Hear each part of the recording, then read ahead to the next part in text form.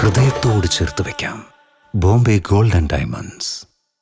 അയോധ്യയിലെ പ്രാണപ്രതിഷ്ഠയോടനുബന്ധിച്ച് Thrikkandiyur Ambalakkulangara ദേവീക്ഷേത്രത്തിൽ Sreerama Janmabhumi Theerthakshetra trust Tirur municipal സമിതിയുടെ നേതൃത്വത്തിൽ പ്രാണപ്രതിഷ്ഠാ സംഗമം നടത്തി. പ്രസാദ വിതരണവും നടന്നു.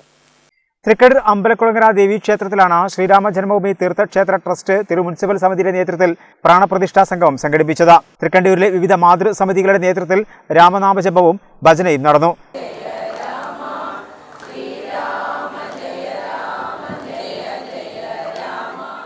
നിർമ്മല കുട്ടികൃഷ്ണൻ, മീനാ കണ്ണൻ എന്നിവർ നേതൃത്വം നൽകി.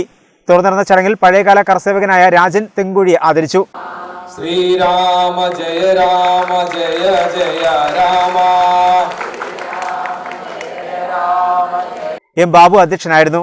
മാമ്പറ്റ കൃഷ്ണൻ, ടി വി ബാലകൃഷ്ണൻ, പ്രഭാകരൻ, മാധവൻ, കൃഷ്ണ എമ്പ്രാന്തിരി, ബാലൻ, നമ്പീശൻ വീട്ടിൽ മോഹനൻ എന്നിവർ നേതൃത്വം നൽകി.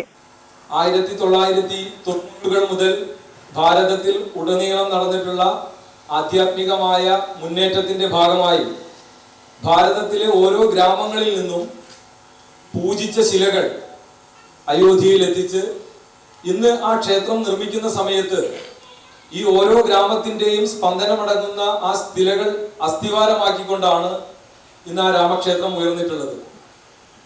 അതുപോലെ തന്നെ അതിന്റെ കർസേവയുടെ ഭാഗമായി തൃക്കണ്ടിയൂരിൽ നിന്നും നിരവധി സ്വയംസേവകർ, ഈ തിരൂരിൽ നിന്നും നിരവധി സ്വയംസേവകർ അതിൽ പങ്കുചേരാനായിട്ട് പോയിട്ടുണ്ട്.